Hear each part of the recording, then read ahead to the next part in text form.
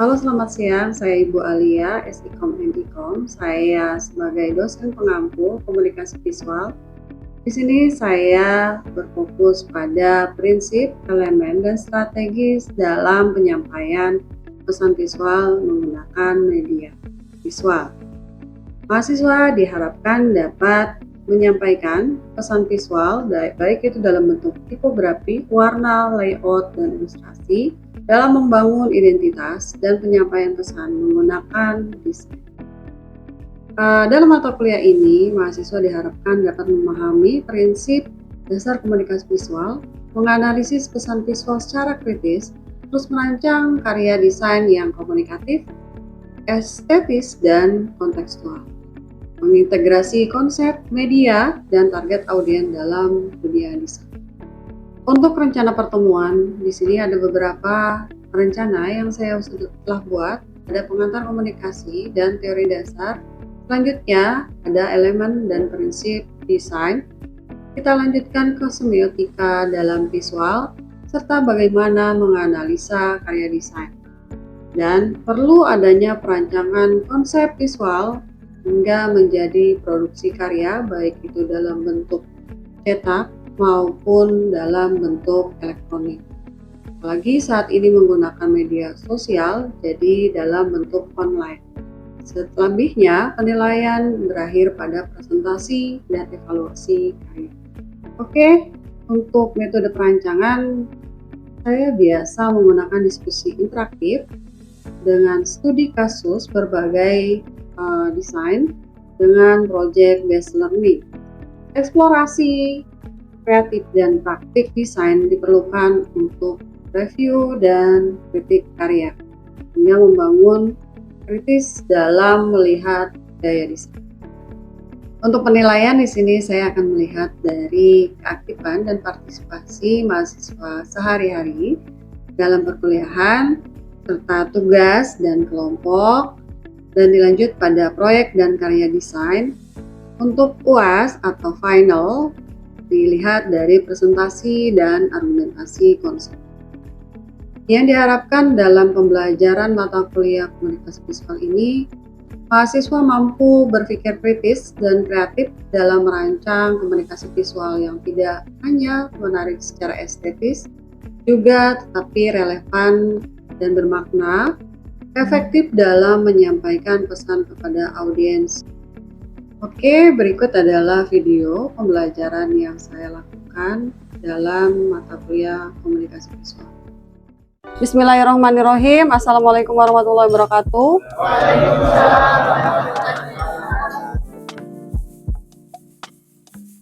Ini adalah materi yang pertama. Ini akan kalian temui saat kalian nanti Sempro ataupun TA. Gestal, mungkin udah pernah bahas di materi sebelumnya atau mata kuliah sebelumnya. Oke, kita bahas sedikit elemen prinsip komunikasi visual terintegrasi dengan teori Gestalt. Teori Gestalt itu seperti apa? Ada berapa elemen dalam teori Gestalt? Ada yang pernah mendapatkan materi ini? Ada nggak? Soalnya saya selalu ngomong sama dosen tuh pernah di tinjauan desain ada. Terus di grafis ya, grafis vektor udah ngambil belum? Ya ada. Itu pasti diobrolin soal ini karena memang dia ngerucutnya ke komunikasi visual, desain komunikasi visual. Itu akan kalian pakai. Apa itu teori Gestalt? Dikembangkan oleh psikolog Jerman, ya. Fokus pada bagaimana manusia memersepsi pola visual. Jadi mempersepsikan pola visual ya. Bagaimana polanya? Prinsip utamanya adalah the whole is greater than the sum of its part. Ya. Apa kira-kira? Itu sering kalian bikin. Aja sih, kan kalian anak desain. Biar saya bisa mengarahkan harus seperti apa. Entah itu elemennya dari proximity. Nanti kita bahas di dalam. Mengapa Gestalt penting dalam DKV atau desain komunikasi visual? Karena desain bukan hanya soal elemen, tapi soal bagaimana elemen dipersepsikan. Dalam artian saat orang melihat satu kali, orang sudah bisa memaknai menginterpretasikan, menggambar, membayangkan. Itu harus ada saat orang melihat pertama kali. Jangan ngeliat orang doang, kayak jutek nih orang ini galak gitu. Itu persepsi yang kalian dapatkan saat melihat orang. Yes, kayak gitu kan? Terus, ih baik kayaknya orangnya nih, santun nih, ramah nih. Itu adalah hal yang sudah lumrah. Tapi ini adalah teori yang menaungi. Seperti itu. Dari cara dandan kalian, dari cara apa lagi? Berbicara kalian, dari cara apa? Nge-treat, memperlakukan orang lain, itu akan kelihatan. Bu Alia itu tuh galak banget orangnya. Bu Alia tuh kenapa? Bu Alia tuh orangnya tegas. Jadi kalau A, B, B gitu. Itu orang sekali ngeliat muka saya, padahal belum kenal.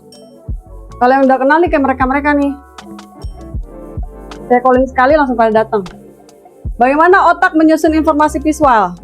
Bagaimana kita membuat konsep, ide sebuah apa? Visual. Agar apa? Menarik, estetik. Terus apa lagi? Persuasif.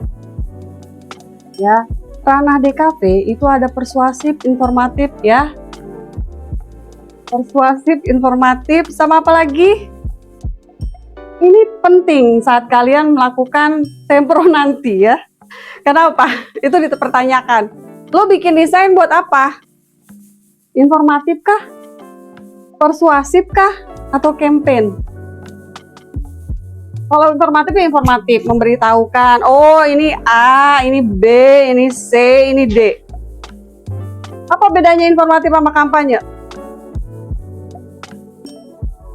Ayo, ada yang tahu nggak? Ini akan didapatkan nanti di ujian sempro. Apa bedanya informatif sama persuasif? Ada yang tahu? Ah, kecil Bu. Persuasif itu kan cuma merayu, menarik, mengajak ya kan? Tapi kalau informatif ngasih tahu Bu. Enggak gitu caranya. Jadi kalau informatif itu seperti apa? Dalam desain. Ih, Bu, ngeri banget. Dalam desain seperti apa? Informatif dan persuasif itu beda tipis. Nggak ada yang bisa membedakan kalau kalian tidak menjelaskan secara detail atau gamblang dalam visual kalian. Informatif, memberitahu, mengenalkan. Terus apa lagi? Branding bisa nggak? Bisa kata dia. Ayo, siapa yang bilang informatif branding tuh bisa? Persuasif itu kita menarik orang untuk bertindak, memiliki, melihat, mendengar, mencoba. Yes, karena saat gue jalan, jangan tengok kiri, pasti nengok dong. Orang Indonesia, orang nggak enak aja juga dilihat sama dia ya kan. Gimana yang enak gitu loh, yang ibaratnya makanan, ya kan? Hal-hal yang seperti itu persuasif. Tapi persuasifnya seperti apa? Berbeda-beda caranya, strateginya itu kan berbeda-beda gitu. Nah, oke, udah belajar lah, lebih tahu kalian daripada saya. Terus desain yang kuat selaras dengan cara kerja persepsi manusia. Jadi desain yang kuat itu adalah apa? Yang bisa mempengaruhi orang tadi untuk apa? Bertindak, melihat, mendengar, mencoba. Kan yang namanya kalian bikin desain pengen orang beli, pengen orang lihat, pengen orang apa? Baca. Kalau buku ya, atau misalnya pop-up book, atau misalnya apalagi boot, atau apalagi ya many kind. Oke, lanjut. Prinsip Gestalt dalam komunikasi visual ada proximity tadi yang saya bilang. Elemen yang berdekatan akan dianggap sebagai satu kelompok. Dalam desain, pengelompokan teks dan gambar. Seperti apa ya pengelompokan teks dan gambar? Menjadi satu kedekatan. Satu kalimat, satu paragraf. Kesatuan dari apa? Kesatuan dari tujuan, misalnya dia mau menginfokan atau memberikan pesan, misalnya oke, Nawila, dia akan ada apa? kan di dalam menceritakan. Di situ ada yang namanya apa ya, kayak keharmonisan antar agama ya kan, saling menghormati. Terus di situ dia akan terlihat dari teks dan gambarnya, menyesuaikan atau menginterpretasikan apa yang ingin disampaikan dari non-muslim atau muslim, ya kan? Seperti apa? Ada nggak iniannya? Saya belum pernah lihat sih ini apa posternya gitu. Nanti dari teks dan gambar itu akan Oke. Yang saya tahu cuma denan. Nanti ada denan, ada tulisan nan, ya kan? Itu adalah kedekatan antara teks dan gambar. That's simple, ya kan? Itu contohnya. Terus mengatur layout informasi. Layout informasinya harus sesuai keterbacaannya. Terus apa lagi? Letak, oke. Lebih tahu daripada saya, ya kan? Terus menghindari kebingungan struktur. Ya, kebingungan struktur ini dalam artian seperti apa? Ada yang tahu? Apa? Kebingungan struktur ada yang tahu? Dalam kedekatan? Tidak ada. Kebingungan struktur mungkin kalian lebih ke base, meaning, ataupun X high. Pernah dengar? Base high. Tipografi, anatomi anatomi huruf. Ada yang huruf naik turun, ya kan?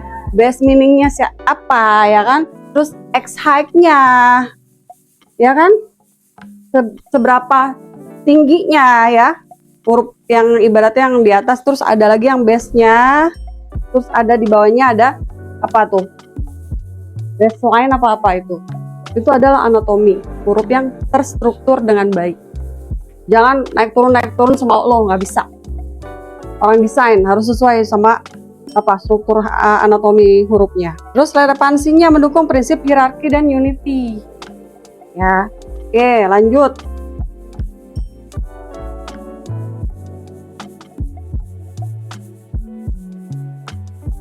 Tiga ya, jangan lebih dari 3, itu bikin crowded dan bikin keterbacaannya berkurang.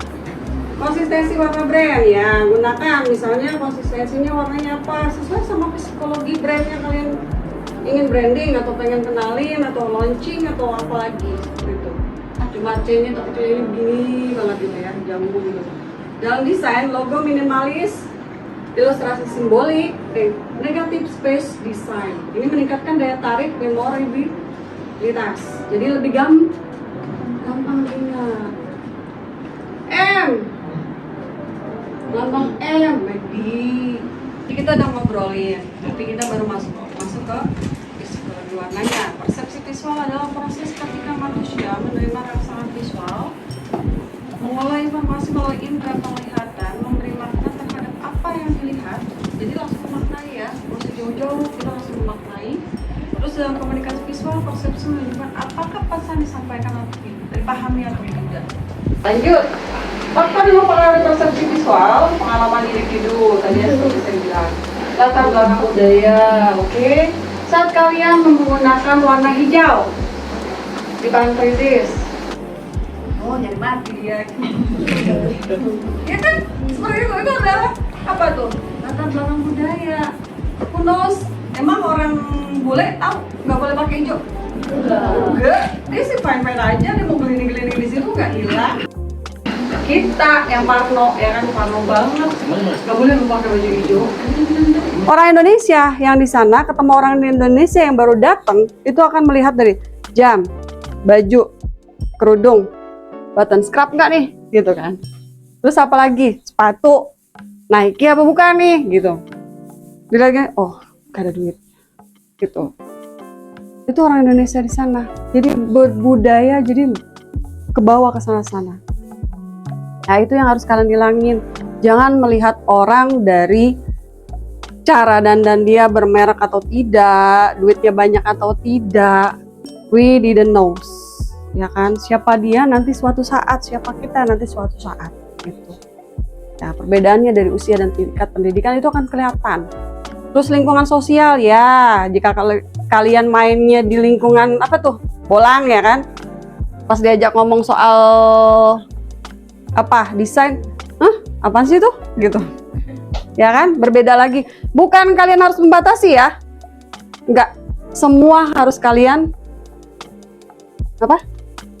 Explore. Jadi temen lu explore semua? Enggak dong. Dirangkul. Ayo sini main, ayo. Sikap ya. Sikap seperti apa? Warna apa yang mencerminkan sikap psikologi warnanya? Biru. Kuning dong. Biru tenang.